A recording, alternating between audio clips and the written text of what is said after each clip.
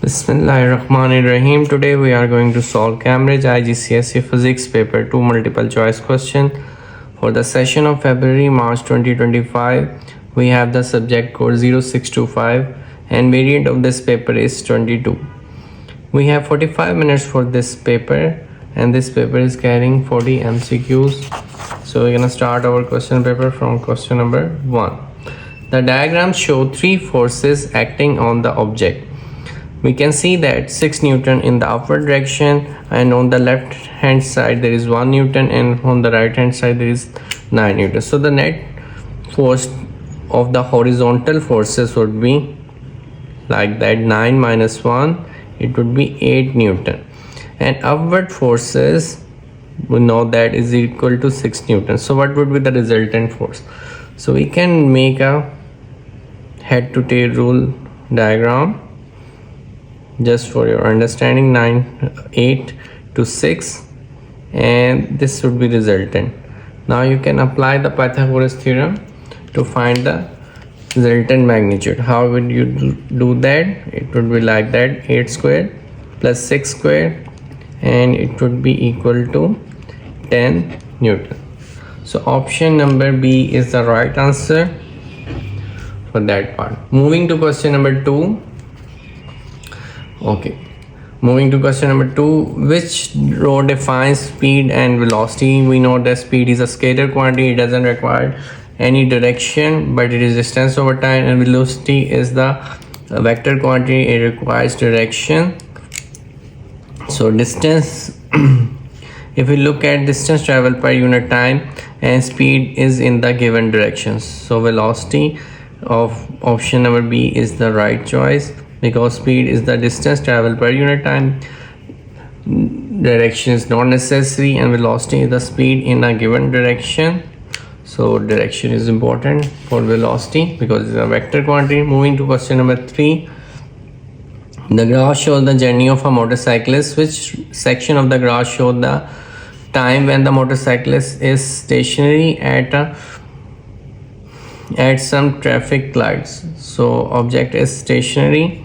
At what point? We can see that when the speed is 0, and speed is 0 at the point C on the graph, so at that point the object is stationary. So option number C is the right choice. Moving to question number 4. The acceleration of a free fall on the moon has 1/6 of its value on the earth. On the earth, an astronaut mass is measured as 60 kg. So which row gives the mass and weight of the astronaut on the earth and on the moon? We know that the mass will remain same because mass is a fixed quantity. So if you look at option number B and D, they both are carrying the fixed mass of 60 kg. Now we need other information where it is written that it is 1/6 of this value. If we divide 590 to check this value by 6, we get the value that is approximately equal to 98.33. So this option is the right choice for question number 4. Why we divided by 6? Because we have been given in the information that is 1/6 of its value on the earth. Moving to question number 5. The load extension graph for a material is shown. Which point indicates the limit of proportionality? The limit of proportionality is when it is moving the straight line, doesn't need deviating from the straight line path. So option number E is the clear indication of that. Moving to question number 6. Question number 6 is from the topic of momentum. An object of mass 4 kg is moving with the velocity 3 meter per second in a straight line. What is the momentum of the object? So formula for the momentum is product of mass into velocity, and the mass is given, that is 4 kg, and the velocity is 3 meter per second. So you get the answer that is equal to 12 kg meter per second. So option number C is our choice here. Moving to question number 7. A tall cylinder is partly filled with two liquids which do not mix. The two liquids have different densities. A student measure the pressure due to the liquids at different depths. Okay. We know that the pressure of the liquid depends upon the depth or height, and we need to calculate the depth from its surface. So at the Q would have the maximum depth, so it has the maximum pressure. So which graph show the liquid pressure vary between P and Q? If we look at the fourth situation, option number D is wrong because P and D are indicating of the same pressure, so this cannot be true. Option C is wrong because P and Q its pressure is increasing in a straight line, so this cannot be possible because these are the two different liquids. So either it could be A, either it could be B. If we look at A has a curve of for the point P, so it means that point P has more slope, so it will indicate that this portion have more density, but actually the density of Q would be higher because it is at the depth, so its slope should be greater than that. So this position is clearly indicating that, so that's why option B is the right choice. So this was a very good question to practice. Okay, moving to question number 8. A tennis ball with a momentum 2.3 kg per meter second is struck by a tennis racket. The racket causes the direction of the motion of the ball to reverse. This is a very informative information. The racket exerts an average force of 1500 Newton during the impact with the ball. The racket and the ball are in contact with each other for a time of 0.0024 seconds. What is the magnitude of the momentum of the ball as it leaves the tennis racket? So we need to find the momentum as it leaves from the racket. We know the formula of force is rate of change of momentum, mv minus mu divided by t. So we have been given by the f is equal to 1500 and mv is also given, that is mv we need to find. Okay, and mu is 2.3 because it is reverse, so we need to put minus sign over here, and time is 0.0024 seconds.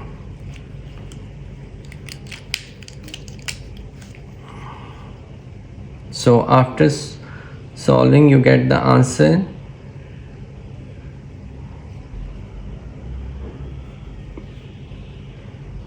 After multiplying this 1500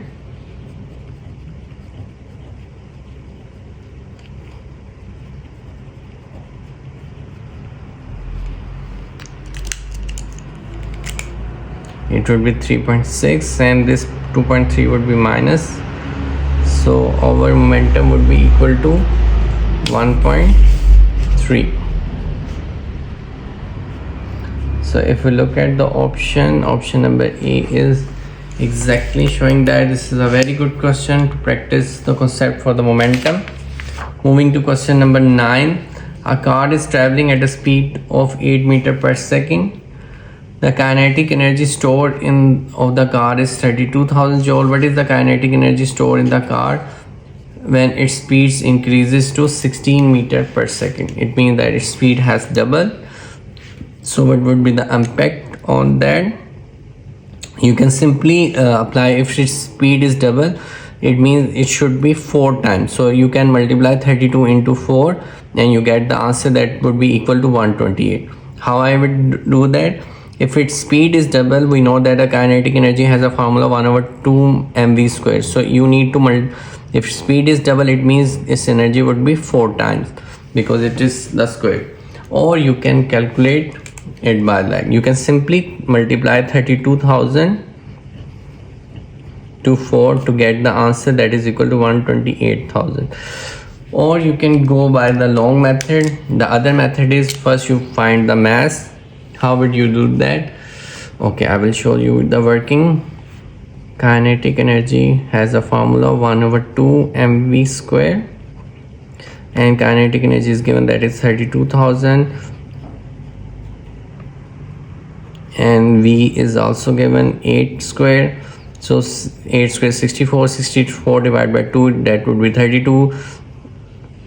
Then 32 divided by this, you get the m, that is equal to 1000.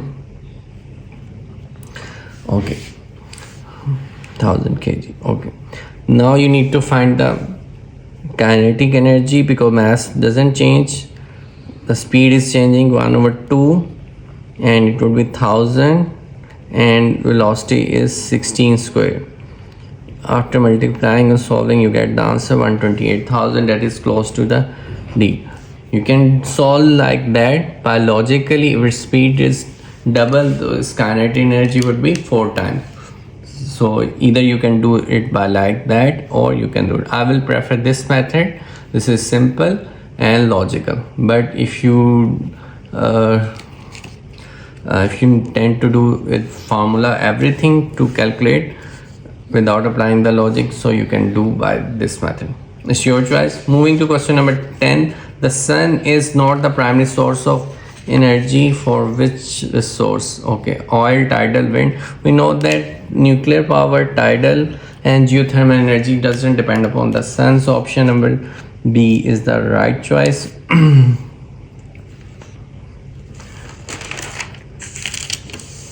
Now moving to question number 11.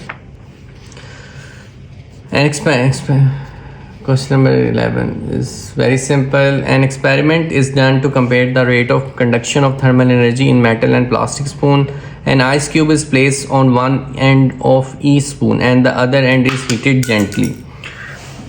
We know that metal spoon is conductor, so ice cube will melt first due to the conduction. So which row has a correct prediction and correct explanation? Option number A. The ice cube would melt more quickly on metal spoon. Yes, because it is a conductor. Explanation: metal is a good conductor. Yes, this is the right answer. So you don't, this was very simple, you don't need to read other option. Moving to question number 12. 4 students determine the efficiency of 4 different electrical devices. The teachers knows that the one student has made a mistake in the calculation, which value of efficiency is not correct.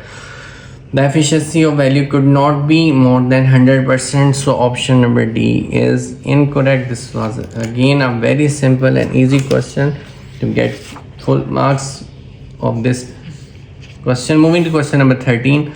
A sample of gas is sealed inside a container of fixed volume. The temperature of the gas is increased. Which statement explained why the pressure of the gas increases? The gas particle collide with the walls of the container more frequently. Yes, option number A is the right choice. Pressure is always due to the collision of the particle with the wall of the container in which the gas is kept. Moving to question number 14. Question number 14 is that a student does an experiment to determine the specific heat capacity of a matter. What is specific heat capacity? It is the energy required to raise the temperature of a body to 1 kilogram to 1 degree Celsius or 1 Kelvin is known as specific heat capacity. She records the following measurements.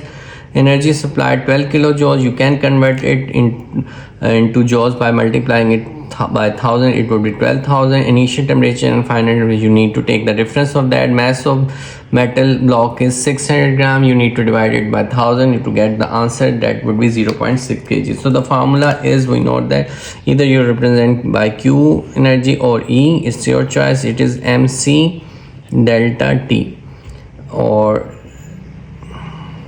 and you can see that C is equal to Q over M delta T. What is Q? That is given, that is 12 kilojoule, and in simple joules it would be 12,000. And what is M? That is 600. You need to change it by dividing by 1000. And what is change in temperature? And change in temperature would be 45 minus 20. So after solving, you get the answer that is equal to 800. So if you look at the option number D, that would be our right choice. So this was a good question to practice. Moving to question number 15. A metal block is left overnight in a cool and shady room.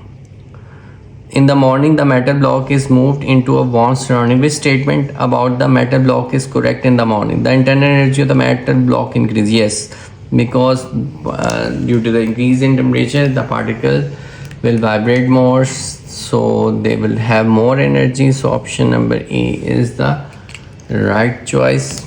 Moving to question number 16. Question number 16 is from the topic of the Boyle's law. A fixed mass of gas is contained with the sealed syringe at a pressure of 100 kilopascal. The plunger is slowly moved until the pressure is 80 kilopascal. The final volume of the gas is 50 centimeter cube. The temperature of the gas doesn't change. What is the volume of the gas before the plunger is moved? We know the formula for the pressure of gas is P1 V1 is equal to P2 V2. So it would be 100 multiplied by V1. So 80 multiplied by 50. After rearranging, you get the answer.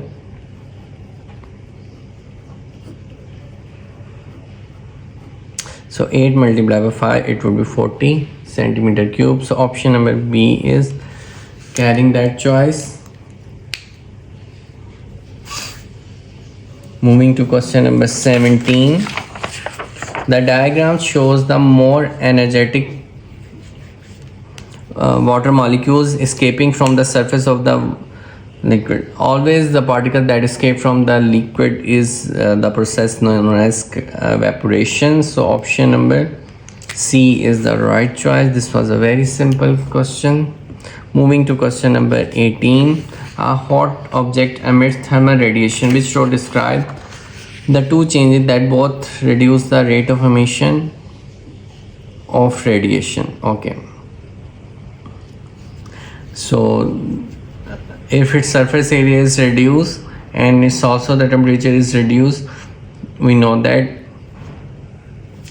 the rate of emission would also be reduced. So option number D is carrying both the reductions, so it is the right choice, option number D. Moving to question number 19. The frequency of a wave is double. The speed of the wave doesn't change. What happens to the wavelength of the formula is V is equal to F lambda. If velocity doesn't change and frequency is double, it means it should be half, so wavelength should be half. So option number D is the right choice. Moving to question number 20. This statement about ultrasound is correct. It is higher frequency than audible. Yes, it is more than 20,000 hertz, and it is a longitudinal wave. Yes, sound waves are longitudinal waves. So option number A is the correct choice. So this was again very simple MCQs. Moving to question number 21. 21 is that which statement about the image produced by a plane mirror is not correct?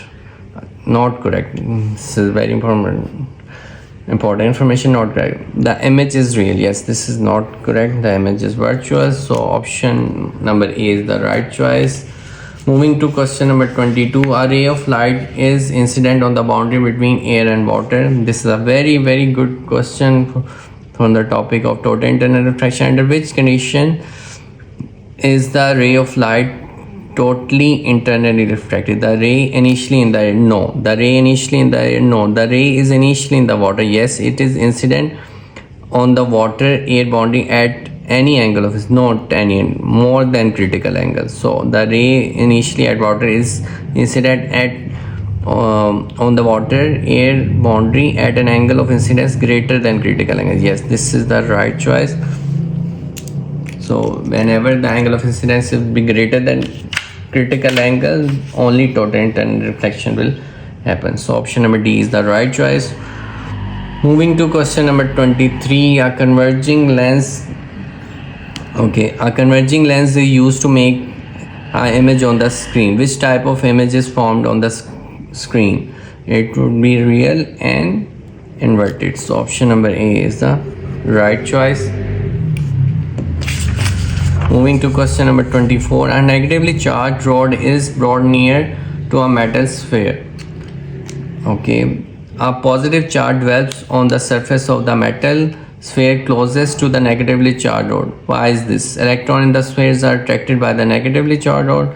Electrons in the sphere are repelled. Yes, it is repelled by the negatively charged rod. So only electrons will move. So option number B is the right choice. This question was from the topic of static charges. Moving to question number 25. The EMF of a cell is defined in terms of which quantities? Okay, the energy transferred by a cell in moving a charge around the circuit. Yeah, this is the definition of EMF, which is the energy required to move a charge in the circuit. Moving to question number 26. Okay, 26 is that a resistor of resistance R is connected to a battery of EMF P. There is a current I in the resistor. Power P is dissipated by the resistors. In time t, the energy transferred is E. Which expression is correct? So we know this is a simple form. Apply the formula. You should memorize it. E is equal to IVT. Yeah, VIT. Whatever form you have, memorize it. Moving to question number 27. Question number 27 is very interesting, and I must say you must practice. A copper of wire of length 80 cm and cross section area is 0.2 millimeters square has resistance R. Which length of copper wire cross section area 0.4 millimeters square has resistance R? So we know that the formula of the resistance is resistivity L over A, and because both are made of the same material, so in both cases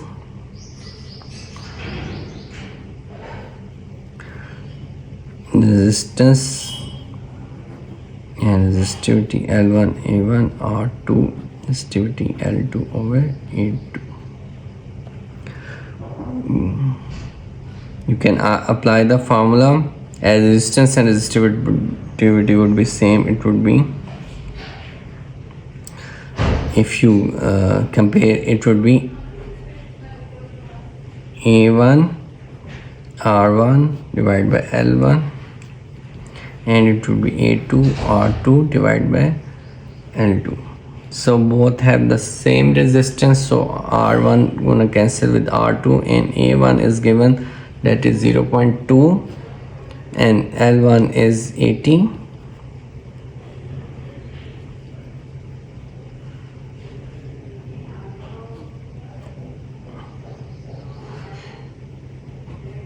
Okay, one can if you want to change the unit, you can change, but I am not changing it because both the side would cancel the change in the effect, because if we multiply over here, it would be multiplied over here as well, so they would cancel. If we divide over here to convert it into the centimeter, it would be divided by here as well, so both effect will be cancelled, so there is no required to convert the unit. But if you want to convert the unit, you can, your answer would not vary.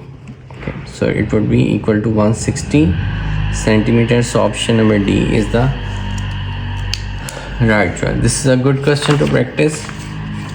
Okay, moving to question number 28. This is again a very good question to practice. Requires your concept. Okay, for electricity, 4 identical resistors are, this is important, 4 identical resistors are connected to a battery as shown. Each resistor has a value of 120 ohm. Resistor R4 is removed. Which effect does the resistor have on the effective resistance of the circuits? So first we need to calculate the resistance without the removal of the resistor. So it would be equivalent resistor 1 over Re is equal to 1 over 120 plus 1 over 120 plus 1 over 120. It would be equal to, take the reciprocal, it would be equal to 120 over 3, and it would be 40 ohm. and this resistance is 120, 120 and 120, and this resistance is in the series. So overall their combined resistance is 40 ohm. So 40 plus 60, the total resistance would be 40 plus 120, it would be 160. So it is before the removal of the fault. If we remove the resistor, now the situation is we have two parallel resistors, 1 over 120 plus 1 over 120, and taking the reciprocal you would have the answer 60 ohm. Now the total resistance would be 120 plus 60, you get the answer that is equal to 180 ohm. So you can see that there is increase in the resistance, 180 minus 160 of 20 ohm.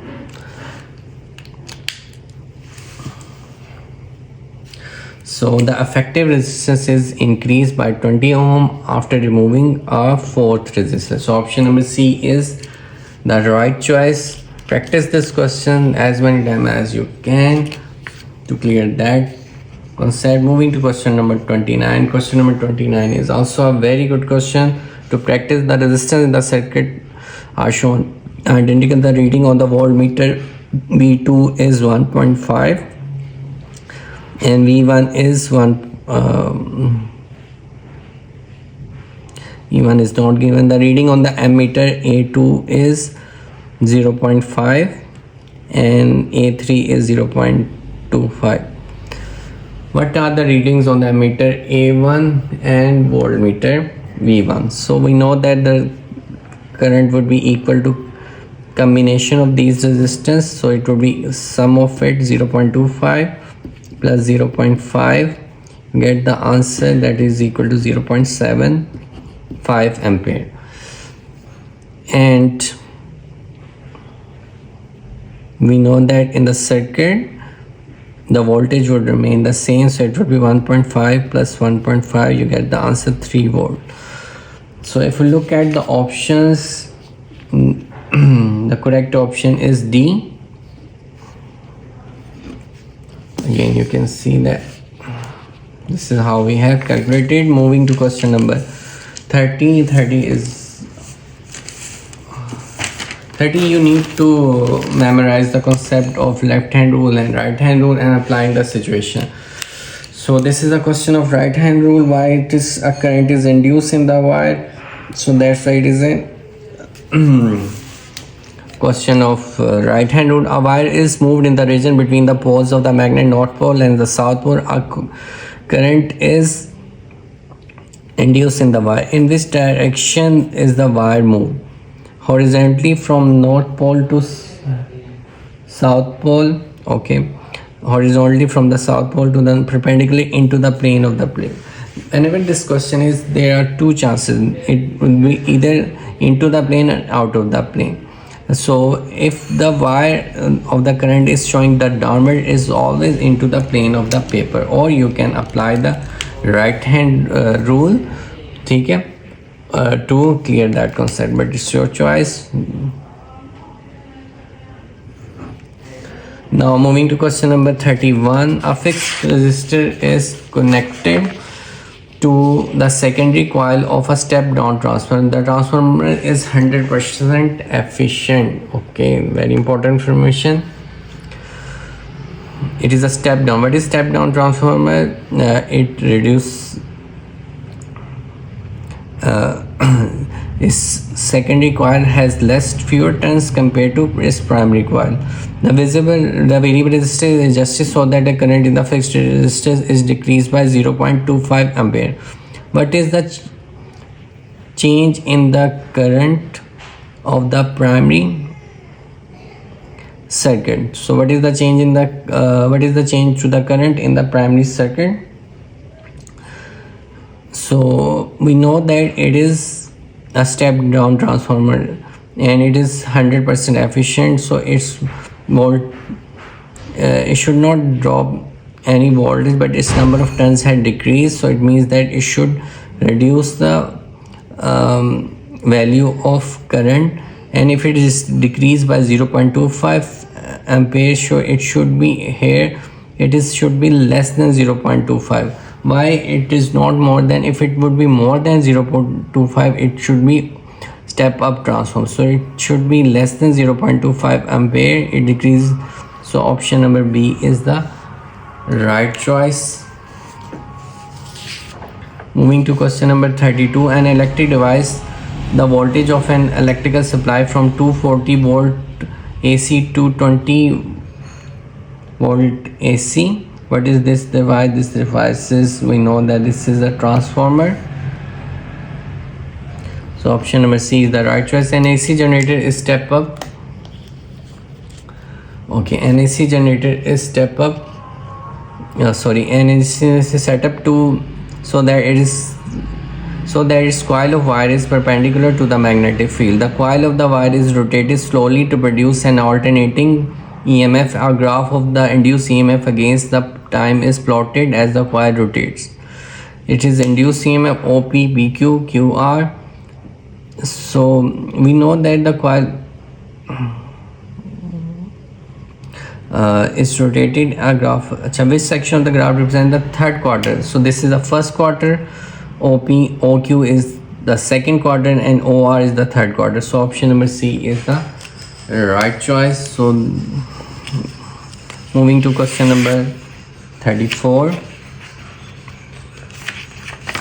34 is that a uranium nucleus U3892 decays to form thorium by emitting an alpha particle. Thorium decays to protactinium by emitting a beta particle. Which row give the atomic number and mass number of an isotope of protactinium?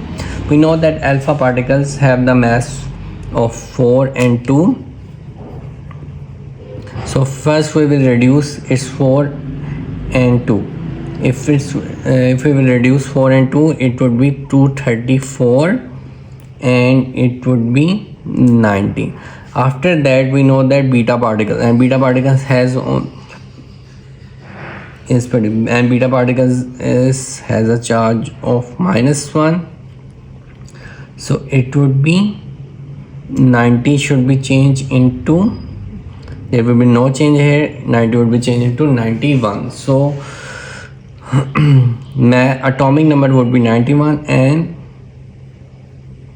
mass number would be 234. So option number C is the right choice. I will again explain.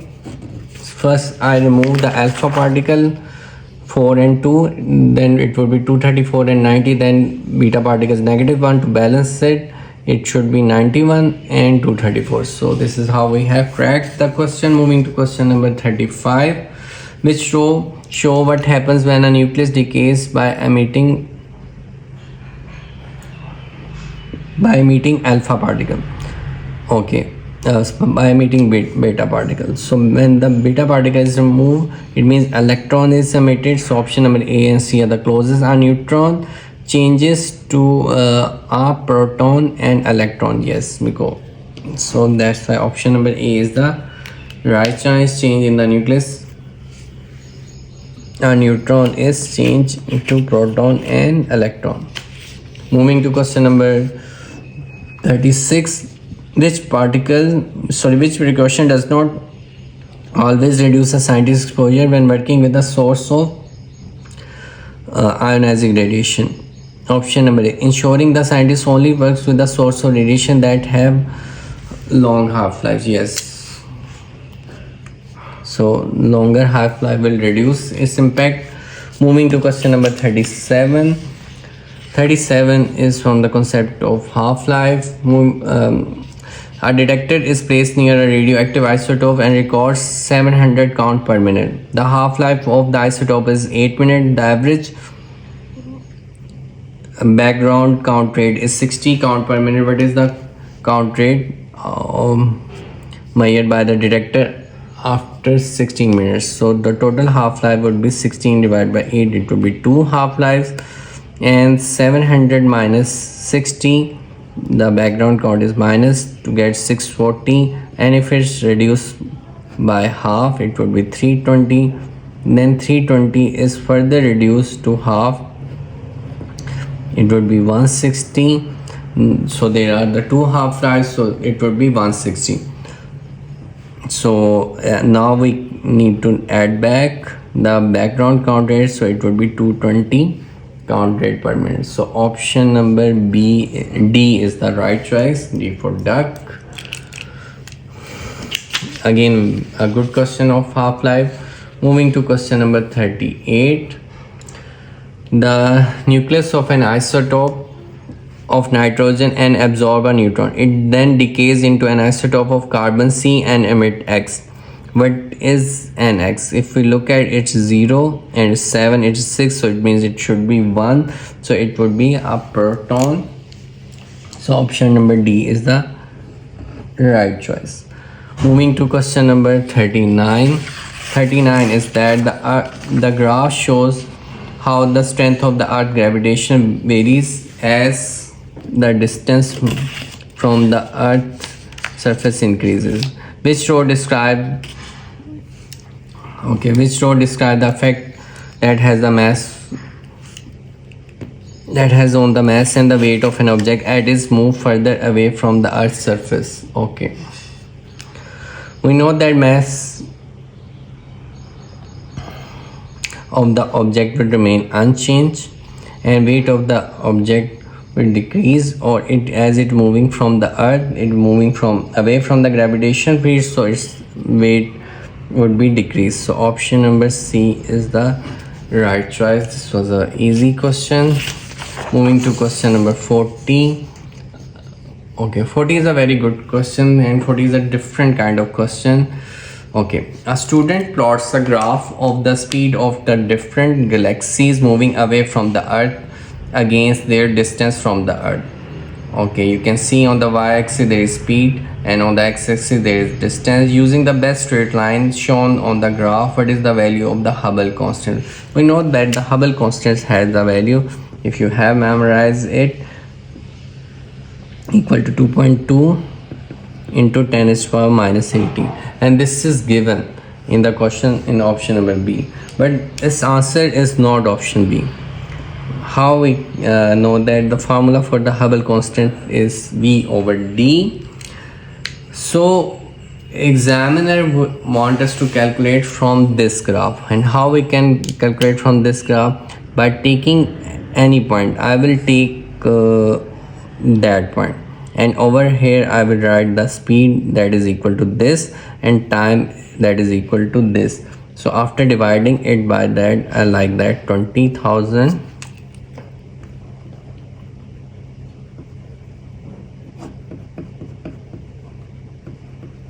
this point. Okay, so after dividing it, you get the answer that is equal to 2 into 10 to the power minus 18, and that is equal to option number A. So this is how we have completed.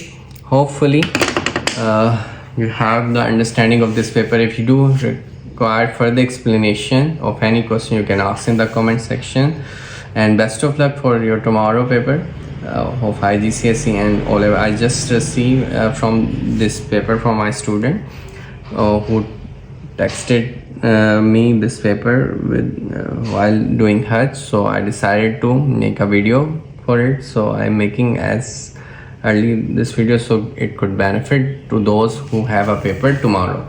So keep supporting, and do not forget to share with your friends and community who need support in O level and IGCSE, and especially for the subjects of math, physics, chemistry, accounting, economics, and we provide full support. We have our institute that is named as Alif Lam Mim. So that would be very kind support if you share and like and spread the word. Thank you so much. Allah Hafiz.